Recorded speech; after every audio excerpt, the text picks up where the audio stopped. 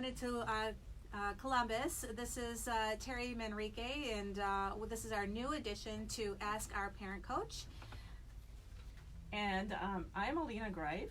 This show is brought to you by Working with Parents, Central Ohio's leading parent coaches, where we create a safe place for parents to seek help and support on topics such as parenting, communication, relationships, and emotional intelligence. So if you're a parent who's thinking of becoming a parent, or you are a parent, then this show is going to be perfect for you, because we offer online courses, phone sessions, and in-home sessions. And we're going to be providing these weekly shows and having you provide us some information and questions for us to answer and solve some of the problems and struggles that you may be facing. So since today is our first show, we wanted to start by introducing ourselves. So I'm going to turn it over to Terry first. So welcome everybody. Again, my name is Terry Manrique, and I kind of want to give you a little bit of history of where Working with Parents and how we started. So I am the founder and owner of Working with Parents, and I've been running my business for the past 8 years, and my background is early education. I am certified as from the Gottman Institute. I'm a certified parent coach and relationship coach. And I want to kind of share again the journey of where we are and why we are here today.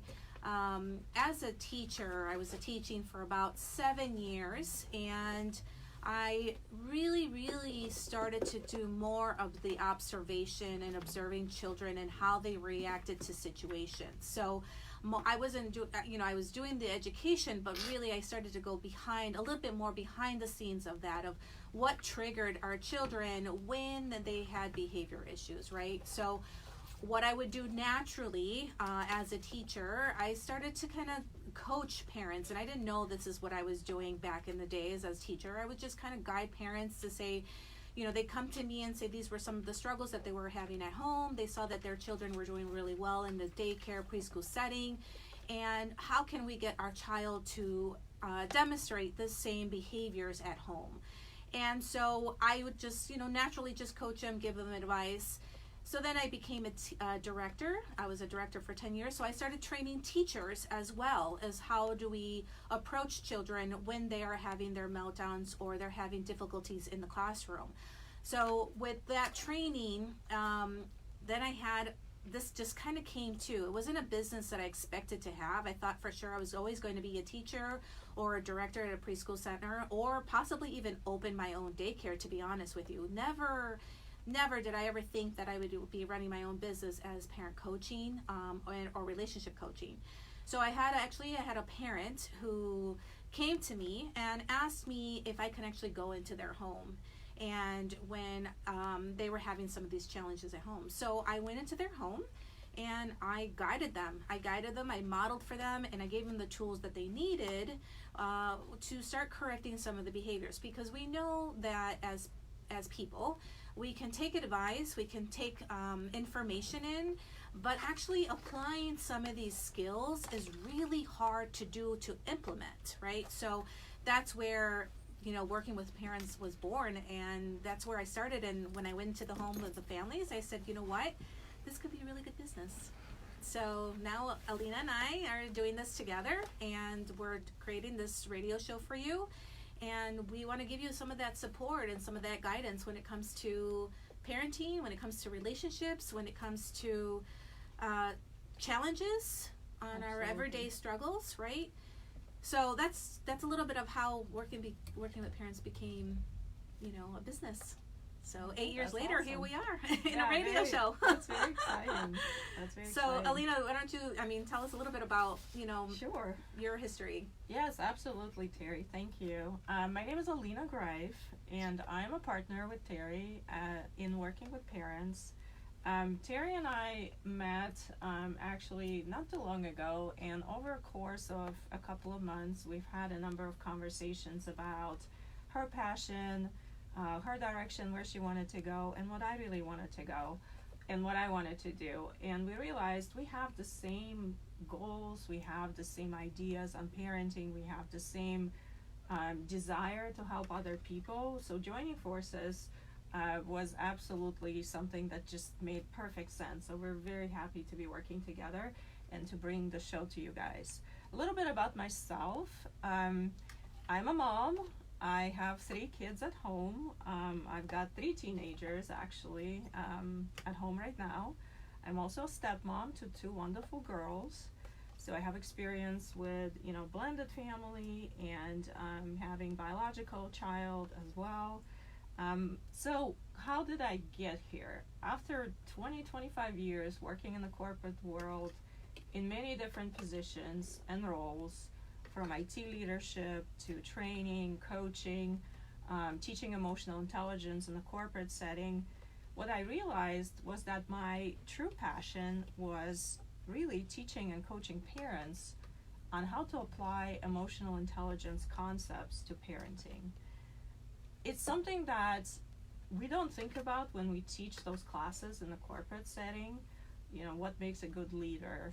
What makes a good manager? Why do people leave their jobs? And that's because most of the time it's because of their management. But why do we not apply those same concepts to parenting? So that kind of became my passion and my true desire to see a change in how people are taught to parent and what we do with our kids at home. So I then set on a journey to get certified as a conscious parenting coach. I also am a certified Gottman educator, and combining all the principles of positive psychology, human motivation, child development theories, and brain science is how I got to this place of being a conscious parenting coach. So that's kind of my journey and how I got here. And I think it's been such a blessing for us to have gotten together and collaborate and work together and partner up, because one of the things that I think Alina brings to the table is the corporate side of things, right? So, my world's early education. That's my world. That's my dynamic.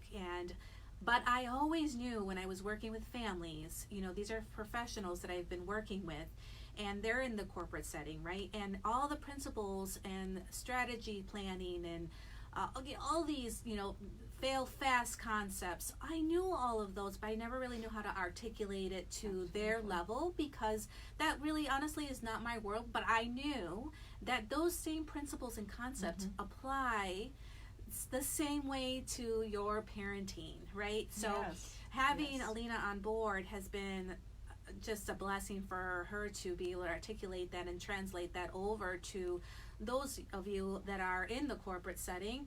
And we want to give you those tools. We want to supply you those tools to say, listen, these are things you're learning in the corporate world. How are you going to transition this over to your relationship? How can you transition this over to your parenting? And all this other great stuff, right? No, absolutely. So we're so excited. Some of the topics that we're going to be talking about in our upcoming shows are topics such as social and emotional development of kids. We will discuss what is appropriate expectation for kids of a certain age.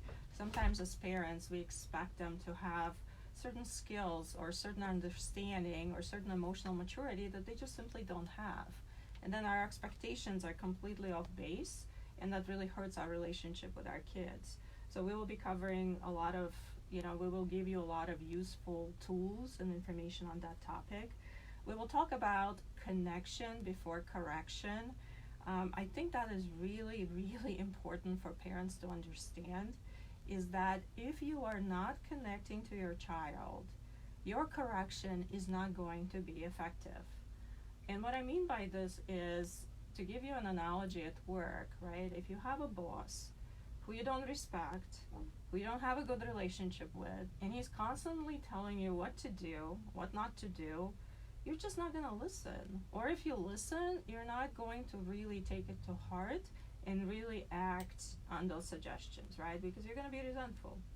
And it's no different with our children. We've got to connect to them before we offer them correction and before we really try to change any of their behaviors. And then I want to just kind of jump in there, Alina, because also when you work in a facility and you have 2 supervisors or 2 bosses or managers and they're not on the same page, that's really frustrating. And I've done, you know, you and I have done many Absolutely. talking, you know, many had many conferences with parents, and you know, there's so many parents that raise their hand and say that, you know, one of their biggest frustration is having two supervisors or managers Yes. who are not on the same page, which causes them to want to quit their job, but they can't, right? So when two parents are not on the same page, these kids can't quit.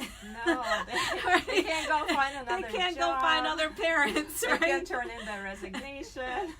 So we have to learn how to be able to provide their parents these tools to make that connection with their children, right? Absolutely. And to be on that same page. Yes, really good point.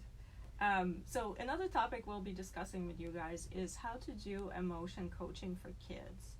How to emotion coach your children. And what I mean by this is raising kids who are emotionally intelligent is going to save them so much heartache later in life when they get into the corporate setting, or they have any job, or they work with anybody actually, you know, in any kind of setting where there's people, and they're not able to relate, they're not able to read body language, they're not able to control and regulate their own emotions. Those are the skills we will be teaching you on how to do emotion coaching for kids. So your kids grow up to be really emotionally intelligent and are able to really thrive in a world where you do have to work well with other people if you want to succeed. It's just a fact. Yeah, and I think people are, you know, the corporate companies, so, you know, these companies are starting to recognize that. Yes.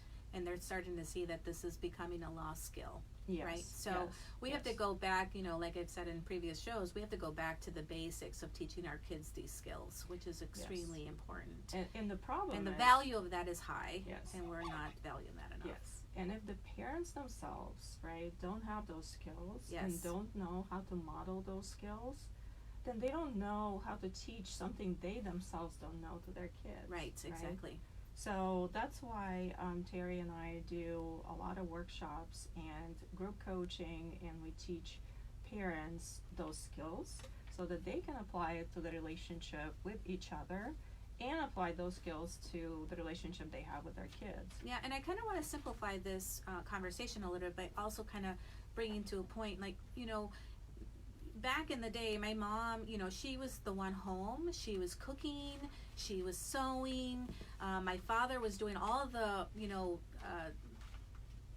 plumbing, repairing things, right? So some of these skills are really being lost, you know, in general, Yes. right? So Yes. if those skills are being lost, the other skills are even slowly disappearing Yes. even more. Yes, 'cause Right, what so- happens when you right. spend your whole day looking into So the now phone everybody's and hiring, we're texting and- hiring people to do everything Right. for us, right? Right. And I think that's where we have to kind of go back and say, let's start implementing. You know, I think we got to start going a little backwards and going old school with teaching our kids and ourselves these skills. I mean, we have some millennials who are going to take cooking classes, who are taking sewing classes, you know. So now we need to take some communication classes Absolutely.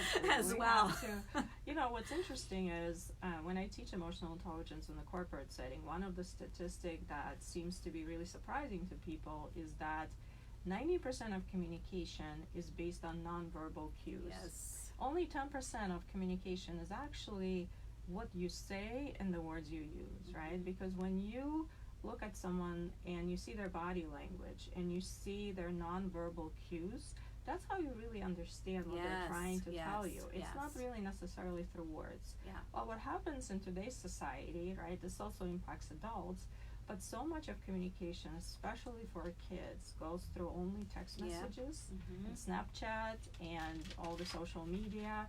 And they we're kind of cannot self-absorbed see. too, right? We're so into ourselves where we're doing all these selfies, and so we're so aware of our own self, but nobody around us. So we're losing the ability to read the social cues of other people and to really understand the meaning behind the words and the emotion behind the words. And if you cannot read and you cannot decipher communication that's coming at you, you're just not going to be very effective, right? Yeah. Because this is all you know. Yeah, right.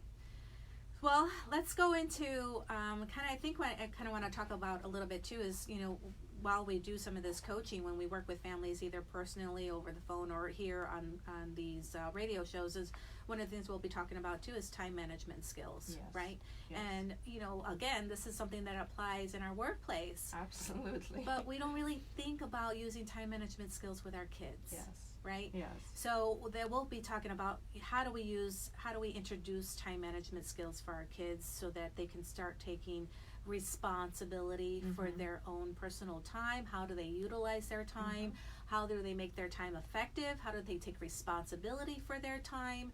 Right? All these things come into play, and in sense they take ownership of what's going to happen next. Yes, and the ability to empower them to really understand their priorities, to be able to get their work done. And in a world, especially for older kids, where they have hundreds of activities at school, they have sports, they have clubs, they have very difficult classes sometimes, they're becoming so prone to anxiety because they're not able to manage their time.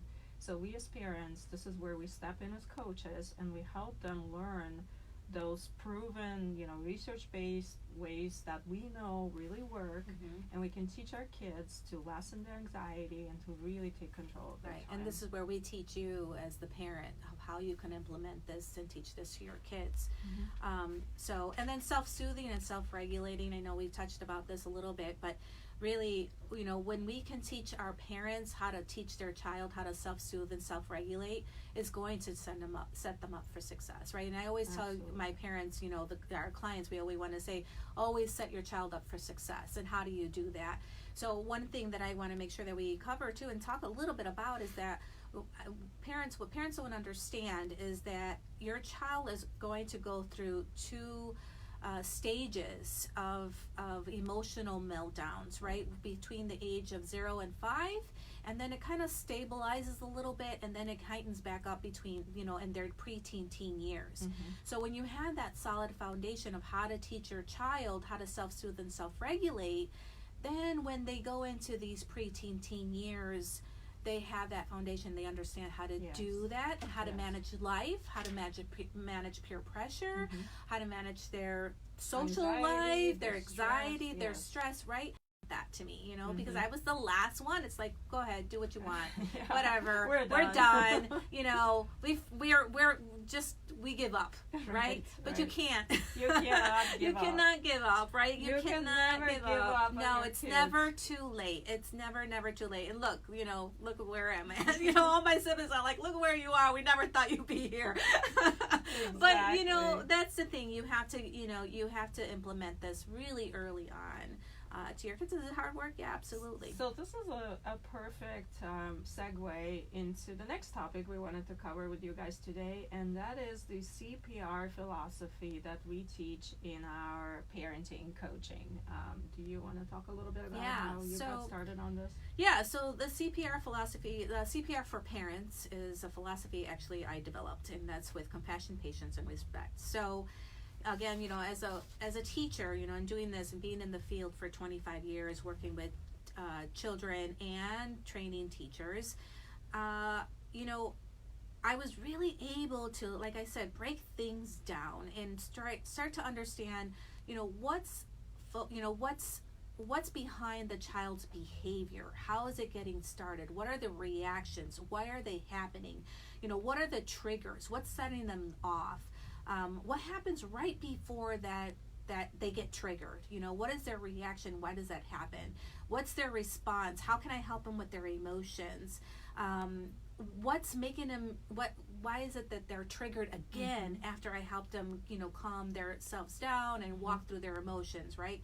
And also I noticed that the environment had a huge impact on the children's emotions and how their behaviors, if they behaved or not, right? Yes. And being in a classroom, watching children, seeing each other, triggering each other, but then as a director, I was able to observe how teachers actually had an effect on the children as well. And when we had teachers who were truly not in the right space, Mm-hmm. it really had a huge impact on the entire classroom. Oh, I can only imagine. So, Absolutely. if you have a teacher that's, had a bad morning, had an argument with their spouse, or were running late, or had whatever kind of anxiety inside them, they brought that anxiety into the classroom. And that anxiety would trigger off to the child, right? So as a director, I would always know, something's going on here. This classroom is starting to kind of slowly start to fall apart. It's one child starting to cry, and now another child starting to cry, and it's just chain reaction of just negative behaviors, right? Hitting, biting. I mean, it's just one thing after another, right? Every time there's a different series of things that happen, right? But it is a cycle of what's happening in the environment. So my first cue would be something's going on either with the teachers among themselves because they had an argument or they didn't discuss things or whatever the case may be, or the teacher had a really bad morning. So what do I have to do, right? So that's kind of where the philosophy started, is how can we change the direction of what's moving forward, not only for the child, but the teacher as well. And that's with applying the CPR philosophy with compassion, patience, and respect. So not only would I apply this to our children, to the children that I worked with, by giving them the time to process what they were trying to get out with their emotions, but the patience to wait for it to happen, and then the respect to say, I gave you the time that you need, right? And the same thing with teachers. Having the compassion of, what happened this morning? Were you running late? Why were you running late? Do you need a break? Right. Go take some time, go for a walk, go get a coffee. I'm gonna come in, I'm gonna step in, and I'm gonna run the classroom for you so that you can take 5 minutes, so that you can take 10 minutes, so you can go get a treat. Or I would go buy them a coffee, or I would go and buy them their favorite treat, something, right? Just to give them that that break. Yeah. So when I did this over and over and over and over, I knew that this philosophy made a lot of sense, right? Right. So when we apply this on a regular basis to our outside world, man, it could change the cycle, Yes. right? It really can change the cycle. And you and I actually had we had a really tough week last week. Yes, we did. But we got through it. But we got with through compassion. it. But we had a really tough week last week. There was some, I have a tenant that's in Chicago, and they were possibly about not to, start to take this path of not paying the rent. And what do? We go into this cycle in our head of the worst case scenario. And what does that do to our body? It creates a lot of stress, a lot of anxiety, Yes. a lot of negative thoughts, right? So we go into the worst of thinking the worst of these people. Yes, the downward spiral. The downward spiral. And sometimes when you get into this pattern, man, you can quickly go down this spiral in a negative way, Yeah. right? Yeah. And it can take you down, it can take your spouse down, it can take your family down, right? But it's really your resilience, right? Learning how to be resilient and learning how to make the best out of whatever you can, any kind of situation. Right? Exactly. And that's where I kind of went into the CPR philosophy for myself. And I said, you know what? I need to break this. And I need to have compassion for these people. I don't know what their story is. I don't know what happened to them. I don't know why they couldn't pay their rent on time, why they're still haven't paid. But something is going on. And I have to give them that compassion to try to understand their point of view and be patient and have faith that it's going to come through and that they're going to get through whatever they're going through, and have that level of respect for them. Right. Because we all have those moments, right? We all have those moments that something just happens to us and bad luck just happens to us. And before you know it, nobody's there to give us that chance. Yes. Right? No, totally. Absolutely. And that's what we do with our parenting. Our kids go through this spiral, and we don't want to give them the chance to correct the behavior, to change the behavior, or just to, in general, just to turn things around. And that's what the CPR philosophy is all about. Let's turn things around, and how can we turn things around? Yes. So in the next couple of shows, we will be diving deeper into each of those components with specific examples, with tools, with scenarios that you can apply at home and kind of give you a background on what it looks like when you apply compassion, patience, and respect to your kids. Yeah, and so maybe you can share, Alina, too, about how were you able to apply this in the corporate world? Well, I think we have a couple of minutes left, but I just wanted to say that, honestly, the same three qualities, compassion, patience, and respect, if they're missing in the workplace, you get into a really toxic culture.